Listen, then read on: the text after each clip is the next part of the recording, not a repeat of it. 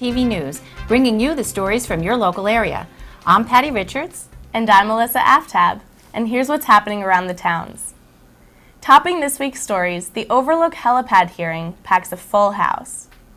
Plans to construct a helipad at Overlook Hospital are nowhere near final approach. At a second Zoning Board of Adjustment hearing on Monday, August 3rd, a standing room only crowd learned that because of board procedure, it might be October before they would be allowed to make comments on the topic. The proposal is described as a 50 by 50 foot helipad constructed as the 12th floor of the hospital. 16 lights with extremely low wattage would ring the helipad itself. Statements, including questions and answers, were heard from residents, zoning board members, and attorneys. Hometown TV will continue to follow this story as plans develop. Thanks, Alyssa. New Providence also makes headlines this week as officials seek to create an Oakwood Park bidding menu. And Millburn weathered a stormy week, as our next story reports. Millburn Township was rocked by a series of thunderstorms with heavy rains and high winds last week, which sent one to the hospital and wreaked havoc for emergency services across the area. Wednesday's storm came on the heels of severe weather on July 26th, which produced hail and resulted in flooding in the South Mountain section of the township. The storm last Wednesday brought out members of the Millburn Fire Department, Police Department, and Department of Public Works to begin clearing trees from the roadways, blocking off streets, and responding to calls of flooding, downed power lines, and fallen tree limbs. A large tree on Wyoming Avenue was struck by lightning, causing it to drop several large branches on top of a mail truck. Police reports show that fallen trees and branches also hit several parked cars in the township.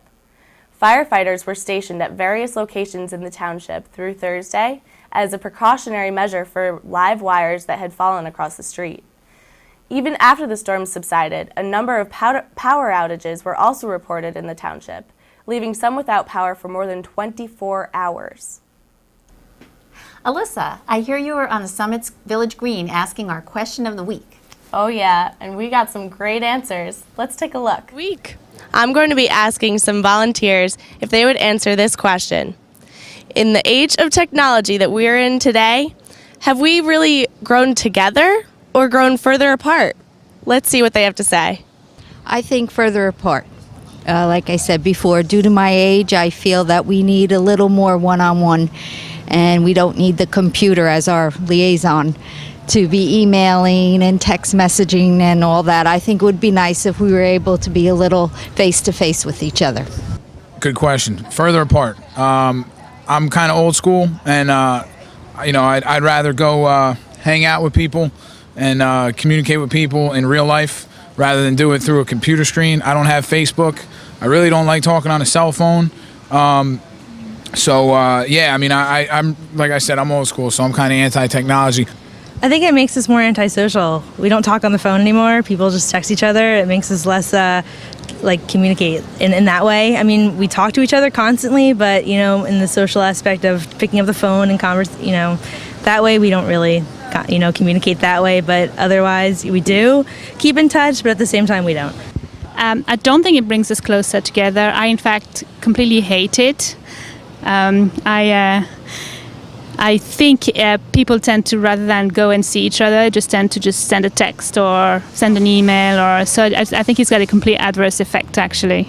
Oh, I think it makes us much more isolated. People don't even talk to their children that they're walking down the street with. I don't use Twitter, but I think Facebook has brought me closer to friends from high school that I've lost touch with over the years. So I would say yes, definitely closer together. Perhaps too close. Who knows? Okay, so we've learned that there are many pros and cons about all of this technology. As for me, I'm pretty addicted to all this technology. I'm going to have to go check my Facebook, so let's go back to the station. Well, the storms didn't deter township groups from meeting about the affordable housing proposal. Attention Berkeley Heights. The environmental group wants you to know it is ready for action. Attempting to change lifelong habits can be an arduous task, but about 40 local residents say they are up to the challenge. Recently, the town's Environmental Commission presented the Township Council with a detailed plan on sustainability that included specific targets accompanied by short and long-term action steps. Chairman Leonard Berkowitz presented a plan addressing both public and private concerns about consumption and future availability of fossil fuels and other resources. His plea for support was accompanied by a lengthy list of items, including the placement of no idling signs at the town's railroad station and public schools. He also urged the council to continue its experiment to encourage carpooling to the railroad station by offering a discounted permit rate. The commissioner also sought council help in influencing Union County officials to install a rain garden at the new Stanford Drive recreation facility and to extend the walking path along the Passaic River. Berkowitz also implored the governing body to set a good example by conducting and publicizing an energy audit of municipal buildings. Members of the governing body were openly receptive to his recommendations and professed agreement to pursue further action. The commission consists of 7 teams led by a panel of citizens. The action plans for each of the 7 teams are posted at bhec.org. Residents who would like to serve on any of the committees may call Administrative Assistant Amy Wagner at Town Hall, 908-464-2700, extension 2116. Now a report from Millburn involving a sidewalk scuffle outside the movie theater. A 22-year-old employee of the Millburn Cinema was assaulted. If you are driving in New Providence, expect DWI checkpoints. Police from the borough will be cracking down on drunk drivers as part of the summer's Over the Limit, Under Arrest campaign. From August 21st through September 7th, local and state law enforcement officers will conduct sobriety checkpoints. A national effort, the campaign helps to raise awareness about the dangers of drinking and driving through high-visibility enforcement and public education tools, including posters, banners, and mobile video display signs. Last year in New Jersey, 152 people were killed as a result of alcohol-related crashes. 56 of those alcohol-related fatalities occurred during the summer. And we at Hometown TV urge all our viewers to always drive responsibly. And for all you animal lovers out there, it's kitten season at the St. Hubert's Animal Shelter. St. Hubert's Animal Shelter in Mayo. Who wouldn't love to take one of those adorable kittens home with them? Need a summer reading list for those glorious afternoons in the shade? Summit residents will want to be sure to add the One Community's reading choice. The citywide selection for the One Book, One Community effort this year is What is the What by Dave Eggers. There will be a community book discussion at the Summit Free Public Library on Thursday, August 27th from 7 to 8:30 p.m., led by Vanessa Southern, minister at the Summit Unitarian Church. Annette Dwyer, the chairwoman of sponsor Shaping Summit Together, described the selection as a tremendous book that offers parallels to our own capacity to embrace our neighbor. It will definitely be a must-read here. And over at the Paper Mill Playhouse, the show will go on, except with 5 less employees. Paper Mill Playhouse. Hey Patty, did you know that there's a place in Summit that provides care for aging parents? Well, Hometown TV's own Emily Luton was over at the Sage Elder Care. Let's see what she found out from their organization. Hi, I'm Emily. 0. Thanks, Emily, for that interesting report. Now here's an ambitious second career. Retired Berkeley Heights police captain will lead a county-wide public safety project. Retired Berkeley Heights police captain Andrew Moran has been appointed as a public safety specialist to develop a strategic plan for the county public safety department. The multi-program analysis will include a county-wide shared services forum on public safety, the outline for a county court system, and the feasibility of both a consolidated 911 dispatch system and a shared police, fire, and emergency services radio system.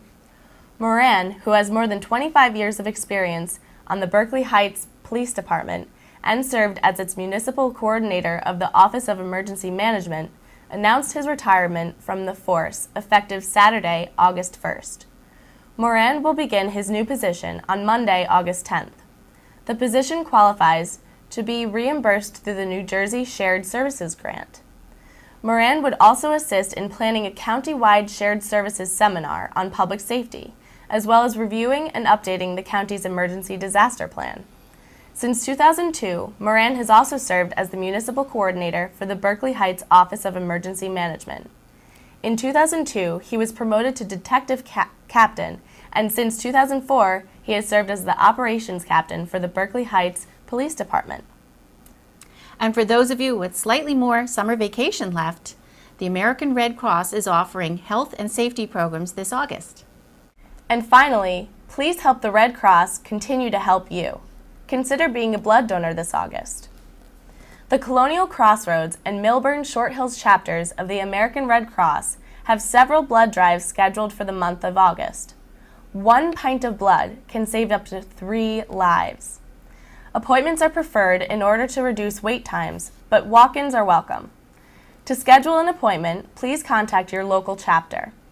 You have been watching Hometown TV's weekly news broadcast, bringing you the latest stories from the independent press and Millburn Item. Stay up to date on all the local news any day of the week, morning or night, at 7 and 11 o'clock a.m. and p.m. I'm Alyssa Aftab. And I'm Patty Richards. See it here and read it there. Thank you for joining us, and see you next time.